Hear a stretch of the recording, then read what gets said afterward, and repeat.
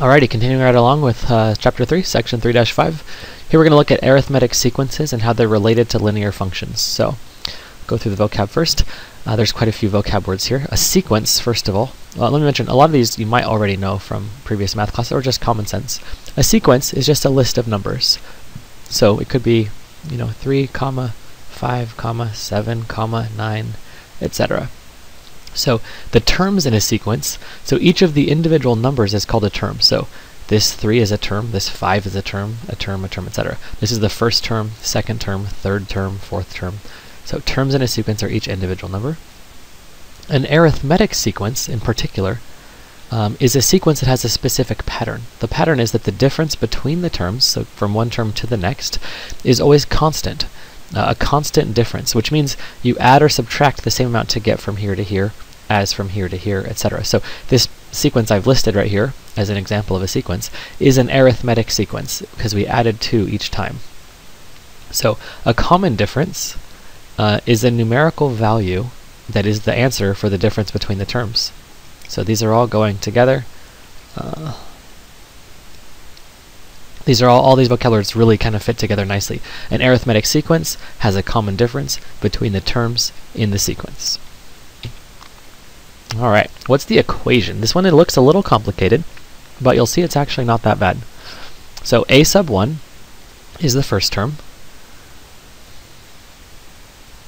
D is the common difference, the amount you add each time to get from one term to the next. N minus 1 is the number of steps you've moved forward from the first term. So, the reason that it's n minus 1 and not n is you don't add the common difference for the first term because you're already at the first term. So for n equals 1, the n equals 1 is the first term, you don't move forward at all. So 1 minus 1 is 0, you haven't taken any steps forward, and n stands for which term you're on. So the nth term is a sub n.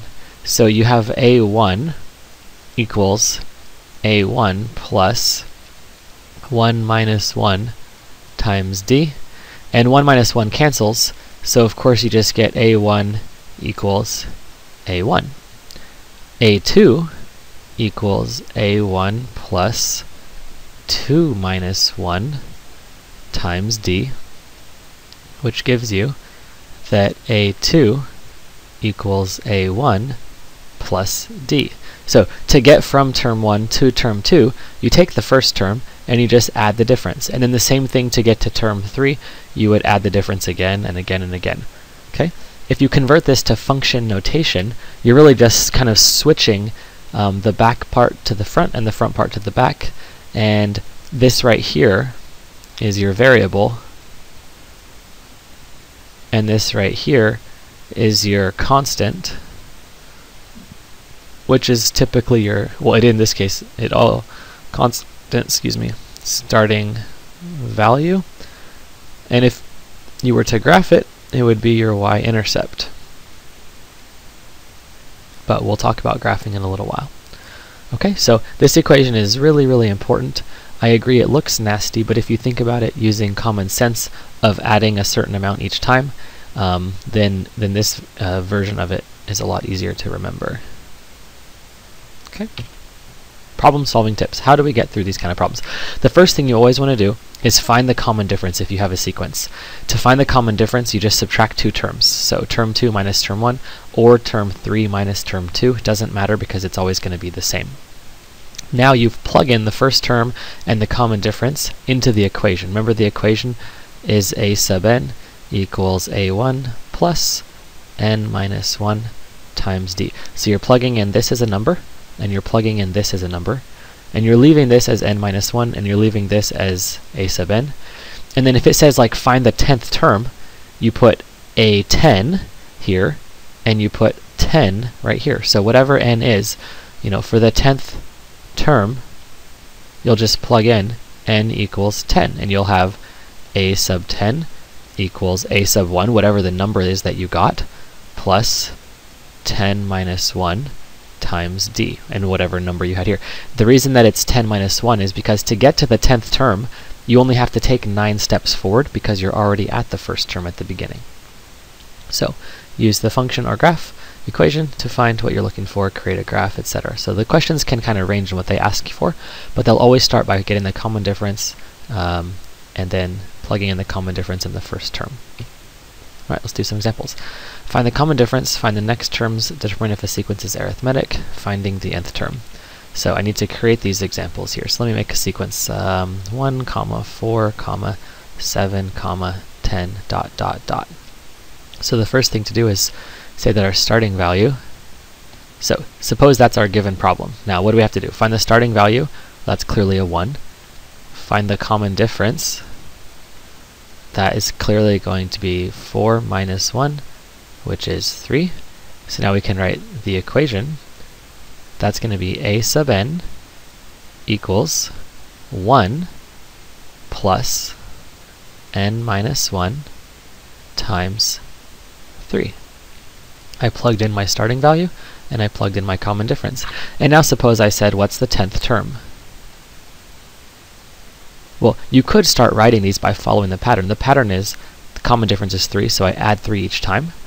But getting to the 10th term takes a little while, because you have to get, let's do it, 13, 16, that's 1, 2, 3, 4, 5, 6.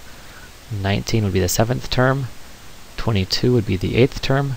25 would be the 9th term. And 28, that would be my 10th term. But that takes a bit of time, right? To get my 10th term. So let's see if we can use the equation. The 10th term will be a sub 10 equals my starting value 1 plus how many steps forward did I take? 10 minus 1 is going to be 9 steps, and each step had a size of 3, plus 3, plus 3, plus 3, etc. So this is 1 plus 10 minus 1 is 9. 9 times 3 is 27. So I get 28. And if it's only the 10th term that you're finding, you might say, hey Morgan, I think it's easier to just count these off all the way up to 10. But what if I say find the 500th term? Well, it's probably a nightmare to write out 500 terms, but to find the 500th term is actually quite easy. A sub 500 is my starting term, 1, plus, to get to the 500th term, I took 499 steps forward, and each step was a size of 3. So 499 times 3 is 1,497, plus 1 is 1,498. So I just found the 500th term in maybe 20 seconds, whereas to write out all of these sequence of terms up to 500 would take way too much time.